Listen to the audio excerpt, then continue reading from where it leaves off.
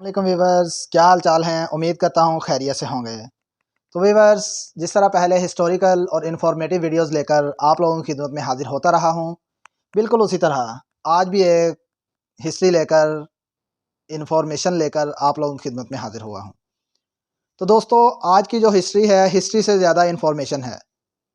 तो आइए देखते हैं आज का हमारा क्या टॉपिक है। तो दोस्तों, आज का हमारा टॉपिक है समंदर में बनने वाला दुनिया का पहला एयरपोर्ट। यानी वो कौन सा एयरपोर्ट था जो दुनिया में पहली दफ़ा समंदर में बनाया गया और उसे किस मुल्क ने बनाया, और ज़मीनी रास्ते को समंदर में उस पुल से मिलाने के लिए जो ब्रिज बनाया गया वो दुनिया का सबसे पहला लंबा ब्रिज था। वो कौन सा था, ये सब कुछ आज हम इस वीडियो में जानेंगे। तो दोस्तों, आइए आप लोगों का टाइम ज़ाया किए बगैर अपनी वीडियो का स्टार्ट लेता हूँ। उससे पहले आप लोगों से गुजारिश करूँगा, अगर आप चैनल पर नए हैं, पहली दफ़ा वीडियो देख रहे हैं, तो चैनल को सब्सक्राइब कीजिए और बेल आइकन को दबाकर हमारी आने वाली वीडियोस को अपनी तरफ आने का रास्ता दीजिए। तो दोस्तों, इसके साथ ही अपने टॉपिक को स्टार्ट करता हूँ। अगर दिन ब दिन बढ़ती हुई तरक्की और चीज़ों की बात करें, यानी चीज़ें बनाए जाने की बात करें, सहूलतें हासिल होने के लिए इलेक्ट्रिकल, इलेक्ट्रॉनिक्स या मुख्तलिफ़ फील्ड्स की चीज़ों की बात करें, तो चाइना के साथ जापान का नाम ना लिया जाए तो ये बहुत बड़ी ज़्यादती होगी। तो दोस्तों, इसी तरह जापान से जुड़ी ये एक हिस्ट्री है जो आज हम आप लोगों तक लेकर आए हैं। तो दोस्तों, ये क्या चीज़ है जो इतनी इम्पोर्टेंट है? ये है समंदर में तैरता हुआ एक एयरपोर्ट। तो दोस्तों, समंदर में तैरता हुआ और दुनिया के पहले समुद्री एयरपोर्ट से हिस्ट्री में जाना जाने वाला ये एयरपोर्ट जापान में वाक़या है, जिसका नाम कांसाई एयरपोर्ट है। क्योंकि ये जिस जगह जज़ीरे पर बना हुआ है उसका नाम कांसाई है। तो दोस्तों, ये एयरपोर्ट समंदर में एक जज़ीरा बनाकर उस पर कायम किया गया। बहुत अरसा तो ये इस्तेमाल होता रहा, इस्तेमाल तो अब भी होता है, लेकिन इसका इस्तेमाल जो है वो 90% कम कर दिया गया है। उसकी क्या वजह है, ये भी हम आपको इस वीडियो में बताएंगे। तो दोस्तों, सबसे पहले अगर इस समंदर में बने हुए इस एयरपोर्ट की लागत की बात की जाए, तो इसकी लागत 20 अरब डॉलर यानी 1650 अरब रुपए पाकिस्तानी जो थे बनते थे। जो लागत यानी इस एयरपोर्ट को बनाने में आई, इस एयरपोर्ट को बनाने की जो लागत थी स्टार्ट में, उसका अंदाज़ा सिर्फ 8 अरब डॉलर का था। लेकिन एयरपोर्ट की पेचीदगियों और समंदर की सतह में होने वाली वर्किंग, जिस पर बाद की तहकीकात के मुताबिक वर्किंग ज़्यादा हुई, और ये जो तखमीना लागत थी ये अंदाज़न बताई हुई रकम के 1.5 गुना तक और ज़्यादा बढ़ गई। आप सोच रहे होंगे कि इतनी बड़ी रकम खर्च करके जापान को इतनी टेक्नोलॉजी होने के बावजूद जो था ये समंदर में ही इतना बड़ा रिस्क क्यों लेना पड़ा। तो दोस्तों, जापान में इस एयरपोर्ट के अलावा और भी एयरपोर्ट्स हैं जो कि आबादी में मौजूद हैं।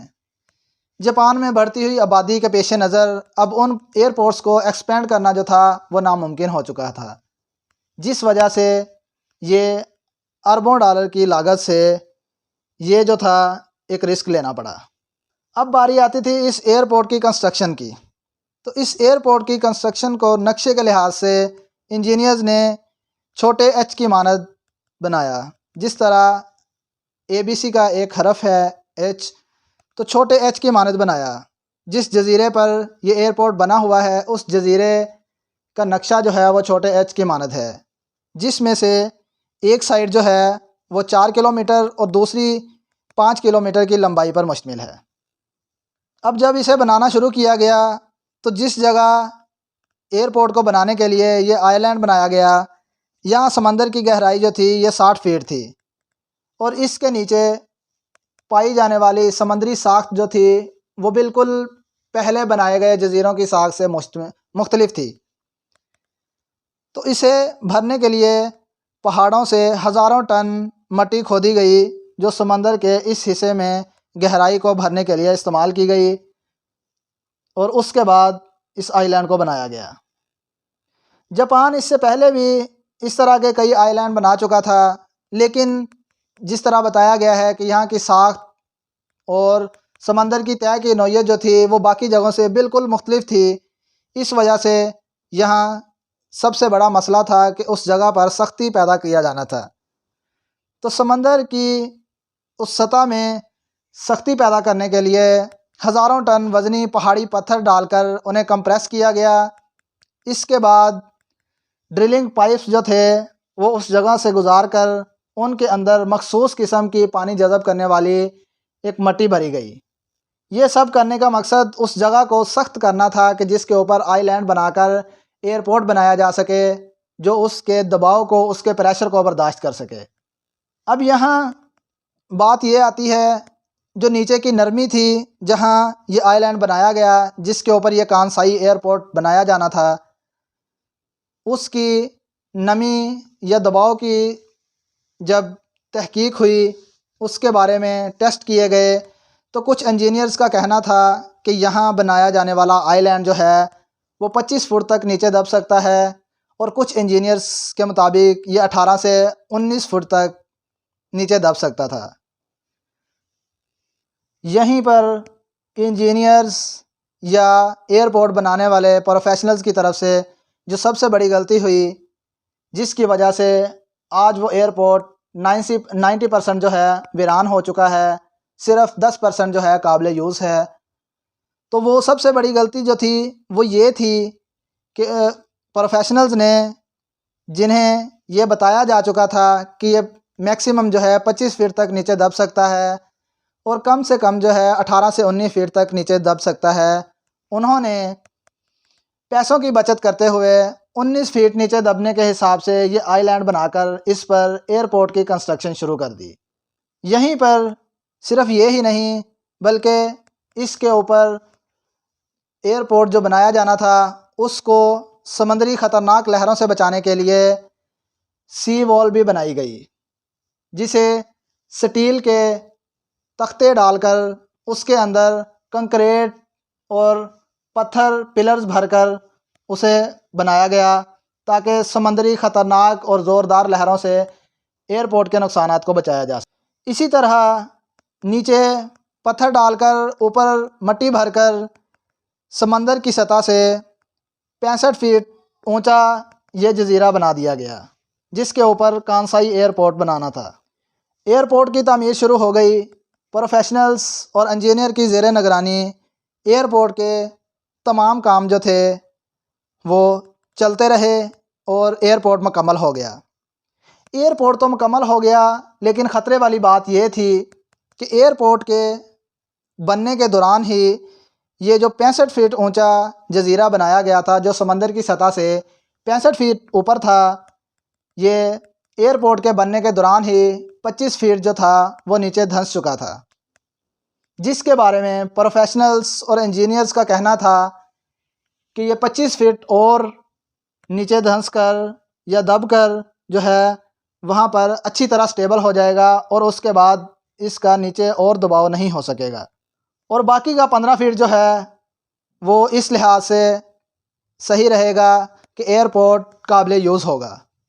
लेकिन ये एक खुशफहमी, एक गलती थी जो बाद में बहुत बड़ी गलती साबित हुई, और इस दबाव के बाकी जो 15 फीट थे उन्हें पूरा होने के लिए जो इंजीनियर्स के मुताबिक 50 साल का अरसा बताया गया था, वो इस समंदरी साख्त के बिल्कुल मुख्तलिफ होने की वजह से 10 साल में ही वो इतना दबाव हो गया, इतना यानी ज़मीन के अंदर वो जजीरा धंस गया कि एयरपोर्ट जो था वो समंदरी सतह के ऐन बराबर आ गया, जिसकी वजह से एक बार जापान में आने वाले खौफनाक समंदरी तूफ़ान ने उस एयरपोर्ट को पानी से भर दिया। उस वक़्त एयरपोर्ट्स के ऊपर खड़ी फ़्लाइट्स को भी काफ़ी नुकसान उठाना पड़ा, लेकिन जापान ने फिर भी हार नहीं मानी। ये तो वाकई पहले ही एक जीत थी कि जिसे कोई ना कर सका वो जापान ने कर दिखाया, लेकिन जापान ने यहाँ पर भी हार नहीं मानी, और हर साल सी वॉल को ऊंचा किया जाता है ताकि एयरपोर्ट तक वो लहरें ना पहुँच सकें और एयरपोर्ट काबिल यूज़ रहे। और इसके बाद मुसलसल दबाव से और मुसलसल नीचे धंसने की इस तरतीब से बचने के लिए जापान ने एक और बड़ा कदम उठाया और इसकी बुनियाद में हाइड्रोलिक जैक्स जो हैं वो नस्ब किए, जिन्हें हर 2 साल के बाद उस तरतीब के लिहाज से ऊपर उठाया जाता है, जिसकी वजह से ये एयरपोर्ट जो है वो इस्तेमाल तो हो रहा है लेकिन उतना ज़्यादा नहीं जितना शुरू के सालों में होता रहा। इस बात से ये ख़तरा टल तो नहीं सकता, यानी ये सारी सूरत हाल सी वाल का ऊंचा करना या हाइड्रोलिक जैक्स का लगाना, इनसे ये ख़तरा ख़त्म तो नहीं हो सकता कि ये एयरपोर्ट कभी नहीं डूब सकता, लेकिन कुछ अरसा जो है वो ज़्यादा होता जा रहा है। लेकिन ऐसा करने का मकसद जापान को ये तो पता चल ही चुका है कि ये एयरपोर्ट एक ना एक दिन समंदर की लहरों की नज़र हो जाएगा और हाथ से निकल जाएगा, लेकिन फिर भी लाखों डॉलर सालाना इस्तेमाल करके ये बचाव के तमाम हरबे जो कर रहे हैं उसका मकसद सिर्फ यही है कि कानसाई में तब तक कोई और जगह देखकर एयरपोर्ट बना लिया जाए, तब तक इसे इस्तेमाल किया जाए। तो दोस्तों, ये थी आपके सामने समंदर में तैरते हुए दुनिया के पहले एयरपोर्ट की हिस्ट्री जो हम आप तक लेकर आए हैं। उम्मीद करता हूँ ये वीडियो ज़रूर पसंद आई होगी। वीडियो देखने के बाद वीडियो क्या लगी या आपके क्या रिएक्शंस हैं, कमेंट सेक्शन में ज़रूर राय दीजिएगा। अगली वीडियो आने तक अपना और अपने प्यारों का ख्याल रखिएगा। हिस्ट्री और इन्फॉर्मेशन के साथ इसी तरह आपसे मिलता रहूँगा। अगली वीडियो आने तक इजाज़त दीजिए। वस्सलाम।